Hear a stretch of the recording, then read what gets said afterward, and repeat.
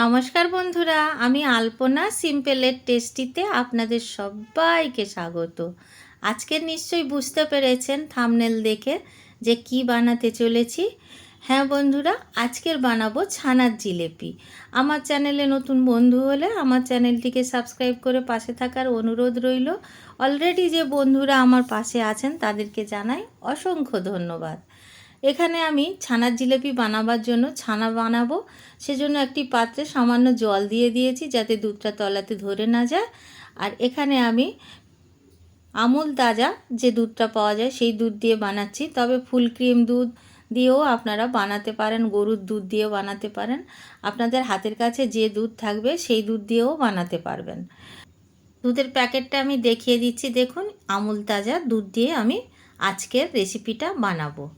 তবে full cream দুধ দিলে সবসময় মিষ্টি ভালো হয়, সেজন্য আপনাদের হাতের কাছে গরুর দুধ বা ফুল ফ্যাট দুধ যদি থাকে সেই দুধ দিয়ে কিন্তু মিষ্টি বানাবার চেষ্টা করবেন, তাতে বেশি ভালো হবে। আর না থাকলে আমার মতো যেমনটা পাবেন তেমনটা দিয়ে বানিয়ে নেবেন।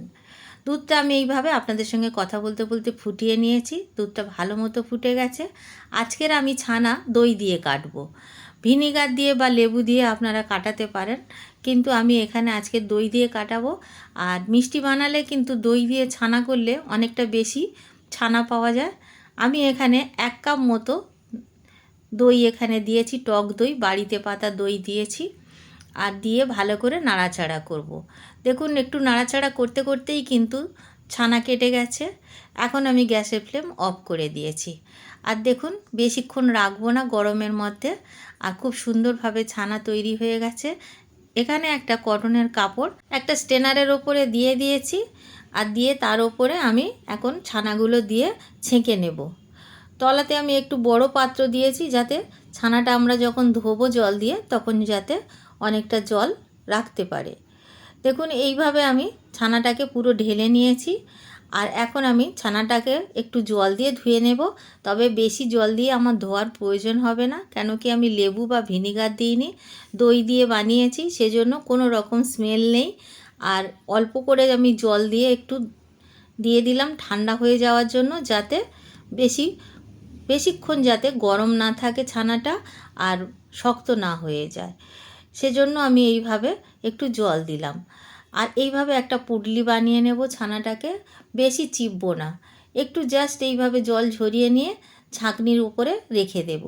আপনারা চাইলে কোথাও টাঙিয়েও রেখে দিতে পারেন, তবে এইভাবে রাখলেও হবে। আমি এইভাবে রেখে দেব যতক্ষণ না ঠান্ডা হয়, অন্তত 30 মিনিট রেখে দেব।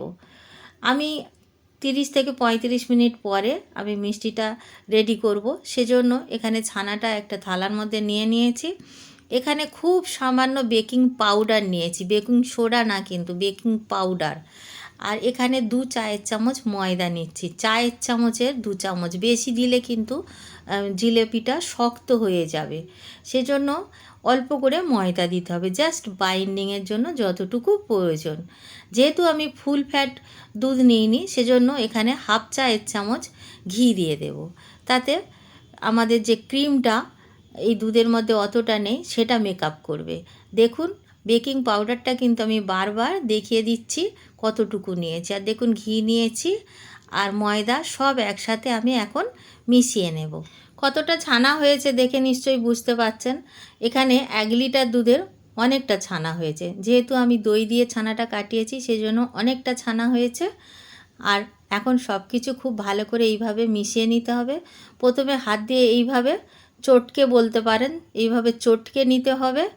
আর যত ভালো করে চটকে নেব তত সুন্দর মসৃণ হবে। দেখুন আমি এইভাবে শুধু হাত দিয়ে এইভাবে মেখে নিয়েছি।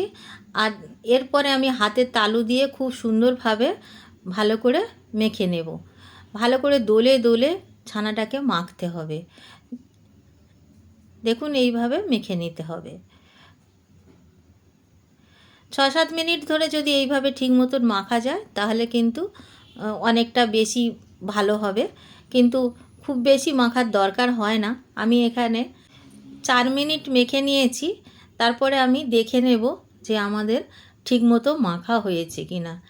তবে কি করে আপনারা বুঝবেন যে আপনাদের ঠিকমতো মাখা হয়েছে কি না, সেটা আমি আপনাদের দেখিয়ে দিচ্ছি যে কিভাবে আপনারা বুঝবেন যে হয়েছে কি না। একটুখানি নিয়ে এইভাবে একটা জিলাপির মতো করে নিয়ে এইভাবে রেডি করে দেখবেন, চেক করে নেবেন, দেখবেন যে ফেটে যাচ্ছে সাইডটা। আপনারা দেখে নিশ্চয়ই বুঝতে পারছেন, আমি কাছ থেকে দেখাচ্ছি, দেখুন ফেটে যাচ্ছে। এভাবে ফেটে ফেটে গেলে তাহলে বুঝবেন আর একটু ভালো করে ঠেসে নিতে হবে। ছানাটাকে আমি আরও 1 মিনিট মতো ঠেসে নেব। এইভাবে চেক করে নিলে আর কোনো রকম সমস্যা হবে না। আরও 1 মিনিট আমি খুব ভালো করে মেখে নিয়েছি, আরও মসৃণ হয়ে গেছে। এখন আমি ভাগ করে নেব, যে আলাদা আলাদা করে ছোট ছোট লেচি বলতে পারেন। এইভাবে যেরকম সাইজের আমরা বানাতে চাইবো সেই রকমভাবে সবগুলো কেটে নেব। এইভাবে যদি আমরা আলাদা আলাদা করে কেটে নিই তাহলে কী হবে, সবগুলো সমান হবে। আর দেখুন বন্ধুরা, আমি একটা বানিয়েও দেখেছি যে এই সাইজের আমি সবগুলো বানাবো, সেই জন্য আমি একটা বানিয়ে আগের থেকে দেখে নিয়েছি। আর সেই মতন আমি প্রত্যেকটা গোলা রেডি করে নিয়েছি বা লেচি রেডি করে নিয়েছি। এখন আমি কিভাবে বানাচ্ছি দেখুন, খুবই সহজ, খুবই তাড়াতাড়ি হয়ে যায়। আর যত আপনি ভালো করে বানাবেন, যত পিস বানাবেন ততটা দেখবেন ভালো হতে থাকবে। আপনারা যদি নতুন বানান আপনারা বুঝতে পারবেন প্রথমের থেকে দ্বিতীয়টা ভালো হবে, দ্বিতীয়টার থেকে তৃতীয়টা ভালো হবে। সেই জন্য বলছি আপনারা যত বানাবেন তত ভালো হবে, তাই সব সময় বানাবার চেষ্টা করবেন। আর বাড়িতে মিষ্টি বানিয়ে নিতে পারলে আর তো কোনো কথা নেই, খুব ভালোভাবে পরিষ্কার পরিচ্ছন্নভাবে নিজেরা মিষ্টি বানিয়ে খেতে পারবেন।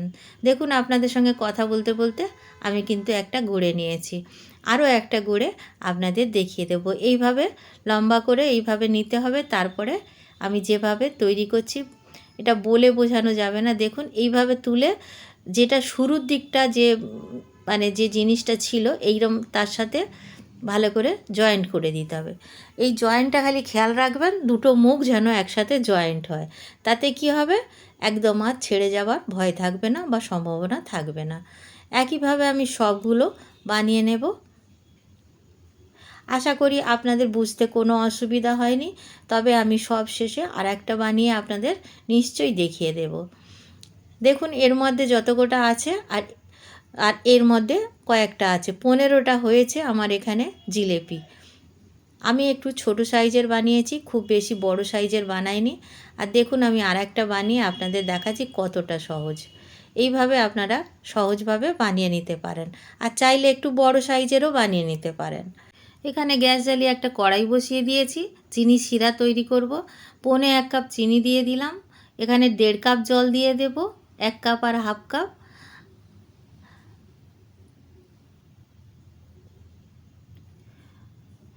জল দেওয়ার পরে এটাকে শুধু আমরা নাড়াচাড়া করে চিনিটা গলিয়ে নেবার চেষ্টা করব। আর খুব বেশি মোটা তার করব না, 1-2 তার। আর আমি এখানে 2টো এলাচ দিয়ে দিয়েছি, ছোটো এলাচ ফাটিয়ে। এদিকে আমি তেল গরম হতে দিয়েছি, আর তেলটা একদম অল্প অল্প গরম হয়েছে। আমি জিলেপিগুলো ভেজে নেব, ভাজতে দিয়ে দেব। একেবারে লো ফ্লেমে রাখতে হবে, শুরু থেকে শেষ পর্যন্ত লো ফ্লেমে ভাজতে হবে। তাহলে দেখবেন কোনো রকম অসুবিধা হবে না, আর একটাও জিলেপি ভাঙবে না।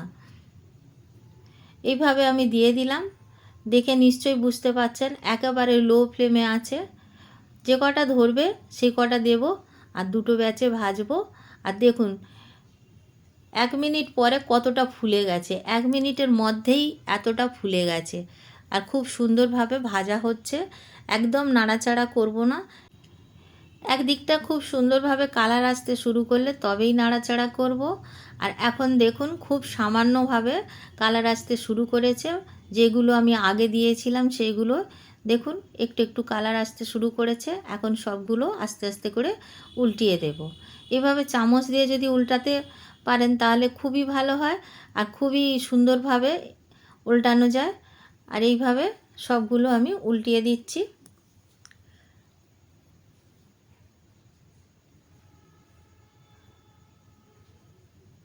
লো ফ্লেমেই রাখতে হবে, একেবারে গ্যাসের ফ্লেম বাড়াবেন না, তাহলে পুড়ে যেতে পারে। আর এদিকে আমি দেখব যে চিনি শিরাটা কেমন হয়েছে।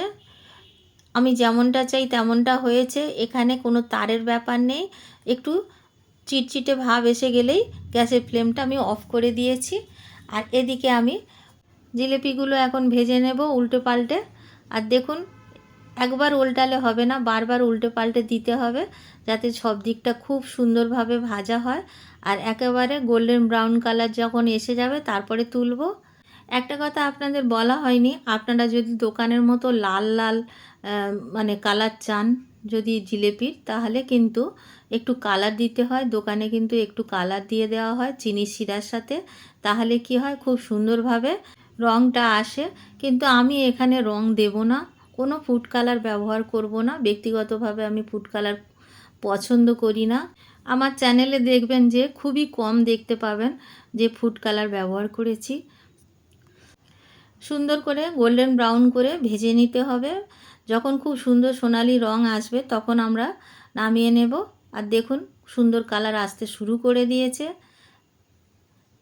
এরকমই করে নিলেই হবে। খুব বেশি যদি আমরা ভাজি তাহলে পোড়া পোড়া টেস্ট আসবে, কিন্তু দোকানের মতো কালার আসবে না। কেন কি আগেই বলেছি দোকানে ফুড কালার ব্যবহার করা হয়। আর বন্ধুরা, এতেই কিন্তু খুব সুন্দর রং আসবে যখন আমরা চিনি শিরাতে দেব। তবে আপনারা ফুড কালারের বদলে জাফরান দিতে পারেন, তাতে সুন্দর কালার আসবে আর টেস্টটা অনেক ভালো হবে। আমি এখন ভেজে তুলে নিচ্ছি, দেখুন সুন্দর রং এসছে। এইভাবে আমি তুলে সাইডে রেখে দেব। আর সেকেন্ড ব্যাচটা ভাজতে দিয়ে দেব। তারপরে আমি চিনির রসে দিয়ে দেব। সঙ্গে সঙ্গেই দিয়ে দিলে ভালো। আর চিনির রসটা আমার একটু গরম আছে, অল্প অল্প গরম থাকবে, তখন কিন্তু জিলেপিগুলো রসের মধ্যে দিয়ে দিতে হবে। দেখুন আমি জিলেপিগুলো এখন রসের মধ্যে দিয়ে দিচ্ছি। যতক্ষণে ভাজা হচ্ছে সেকেন্ড ব্যাচটা, ততক্ষণে আমি এইভাবে চিনি রসে দিয়ে ভালো করে ডুবিয়ে দেব জিলেপিগুলো। দেখতে কত সুন্দর হয়েছে, আপনারা নিজেরা যখন নিজের হাতে বানাবেন তখন বুঝতে পারবেন। আর খুবই সহজ, আপনারা দেখেছেন কতটা সহজভাবে আমি বানিয়েছি। এখন ঢাকা দিয়ে রেখে দেব। আর সেকেন্ড ব্যাচটা দেখুন ভাজা হয়ে গেছে, খুব সুন্দর রং এসে গেছে। সেকেন্ড ব্যাচটাও আমি তুলে নেব। একইভাবে একটু তেলটা ভালো করে ঝরিয়ে নিয়ে তারপরে চিনির রসের মধ্যে দিয়ে দেব।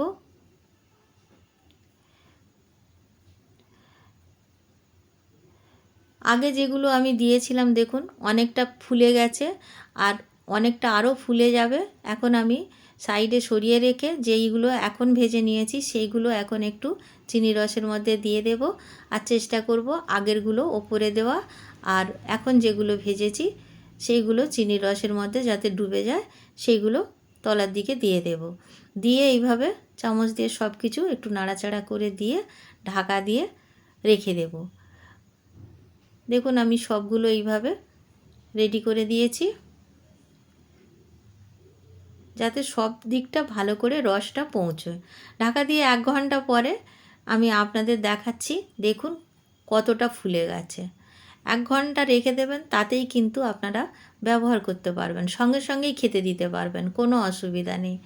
আপনার অতিথিকেও দিতে পারবেন, বাড়ির মানুষদেরও খাওয়াতে পারবেন। আর কত সহজে বানানো যায়, আপনারা নিশ্চয়ই একবার বাড়িতে ট্রাই করবেন। আর খুব সহজভাবে দেখালাম। এখন আমি একটি পাত্রে সার্ভ করার জন্য দিয়ে দেব। আর দেখুন কতটা সুন্দর দেখতে হয়েছে আর কতটা লোভনীয় হয়েছে।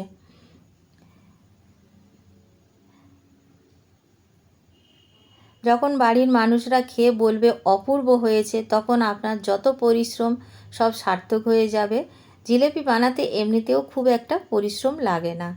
দেখুন কতটা সুন্দর দেখতে হয়েছে। প্রত্যেকটা জিলেপি খুব সুন্দরভাবে ফুলেছে, রসালো হয়েছে। হ্যাঁ, দোকানের মতো হয়তো কালার হয়নি, কিন্তু দোকানের মতো কালার করতে গেলে আগেও বলেছি বন্ধুরা কালার দিতে হবে। বাড়িতে খাবো, কেন ফুড কালার ব্যবহার করব, সেই জন্য ফুড কালার দিইনি। আমি আপনাদের একটা কেটেও দেখাবো। আর দেখাচ্ছি আমি হাত দিয়ে আপনাদের যে কতটা রসটা ভিতরে আছে। দেখুন এইভাবে রসটা, এতটা চিনি শিরাটা ভিতরে প্রবেশ করেছে। দেখুন খুবই রসালো হয়। আর কেটে আমি দেখাচ্ছি ভিতর পর্যন্ত কতটা সুন্দরভাবে রসটা গেছে।